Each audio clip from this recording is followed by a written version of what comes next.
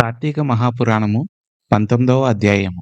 జ్ఞానసిద్ధులు ఇలా చెప్తున్నారు. వేదవేత్తల చేత వేదవేద్యునిగాను, వేదాంత స్థితునిగాను, రహస్యమైన వానివిగాను, అద్వితీయునిగాను కీర్తింపబడేవాడా, సూర్యచంద్ర శివబ్రహ్మాదుల చేత, మహారాజాది రాజుల చేత స్తుతింపబడే రమణీయ పాదపద్మాలు కలవాడా, నీకు నమస్కారములు. పంచభూతాలు సృష్టి సంభూతులై సమస్త చరచరాలు కూడా నీ విభూతులై అయి ఉన్నాయి.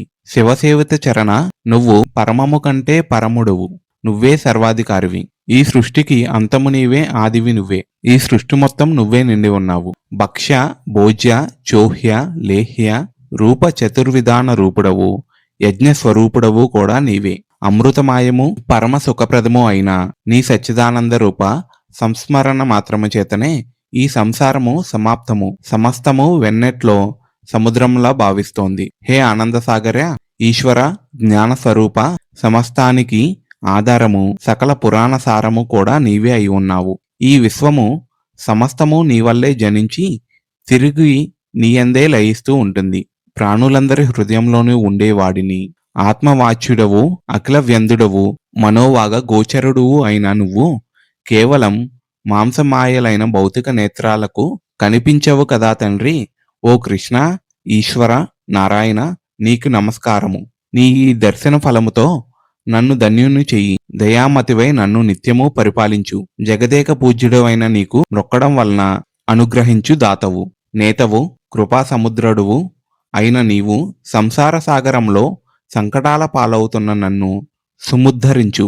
హే శుద్ధచరిత, ముకుంద, త్రిలోకనాథ, త్రిలోకవాసి, అనంత, ఆదికారణ, పరమాత్మ, పరమహంసవతి, పూర్ణాత్మ, గుణతీత, గురు, దయామయ విష్ణు, నీకు నమస్కారములు.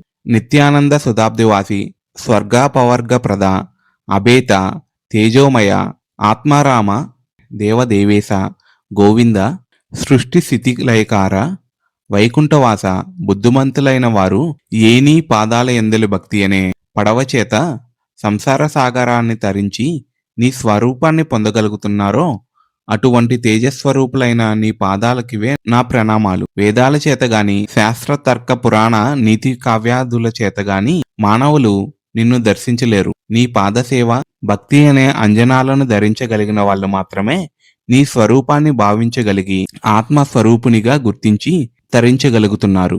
ప్రహ్లాద, ధ్రువ, మార్కండేయ, విభూషణ, ఉద్ధవ, గజేంద్రాది భక్తకోటులను రక్షించిన నీ నామస్మరణ మాత్రము చేతనే సమస్త పాపాలు నశించిపోతున్నాయి.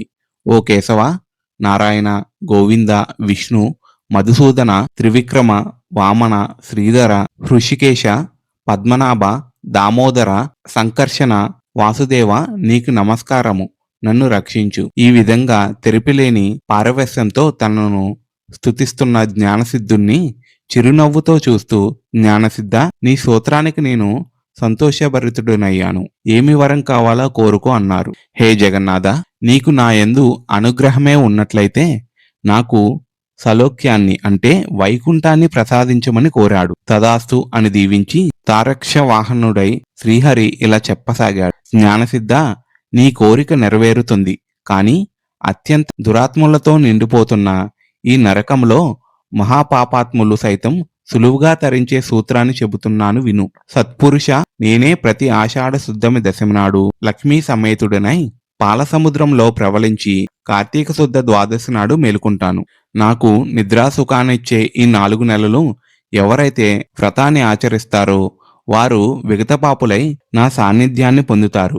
విజ్ఞులు, వైష్ణవులు అయిన నీవు, నీ సహవ్రతులు కూడా నేను చెప్పిన చాతుర్మాస్య వ్రతాచరణను చేయు. చాతుర్మాస్య వ్రతాచరణ ఈశాన్యులైన వాళ్ళు బ్రహ్మహత్యా పాతక ఫలాన్ని పొందుతారని తెలుసుకోండి. నిజానికి నాకు నిద్ర, మెలకువ, కళ అనే అవస్థాత్రతమేదీ లేదు. నేను వీటికి అతీతుడిని. అయినా నా భక్తులను పరిరక్షించడానికి నేనిలా నిద్రామిషతో జగన్నాటక రంగాన్ని చూస్తుంటానని గుర్తించు. చాతుర్మస్యాన్నే కాకుండా నీవు నాపై చేసిన స్తోత్రాన్ని త్రికాలమందు పఠించే వాళ్ళు కూడా తరిస్తారు. వీటిని లోకంలో ప్రచారం చేసి లోకోపకారానికి నడుం కట్టు. ఈ విధంగా చెప్పి ఆదినారాయణుడు లక్ష్మీ సమేతుడై ఆషాఢ శుక్ల దశమి నాడు పాలసముద్రాన్ని చేరి శేషతల్పంపై శయనించాడు. అంగీరస మహర్షి ఇలా చెప్తున్నారు: ఓయి, నీవడిగిన చాతుర్మాస్య వ్రత మహిమ ఇది. దుర్మాత్ములైన పాపులైనా సరే హరిపారాయణులై ఈ చాతుర్మాస్య వ్రతాన్ని చేసే బ్రాహ్మణ, వైశ్య, క్షత్రియ, శూద్ర, స్త్రీ జాతులు అందరూ కూడా తరించి తీరుతారు. ఈ వ్రతాన్ని చేయని వాళ్ళు గోత్రాహత్య ఫలాన్ని, కోటి జన్మలు సురాపానము చేసిన పాపాన్ని పొందుతారు. శ్రద్ధాభక్తులు ఆచరించే వాళ్ళు 100 యజ్ఞాలు చేసిన ఫలాన్ని, అంత్యంలో విష్ణులోకాన్ని పొందుతారు. 19వ అధ్యాయము సమాప్తము.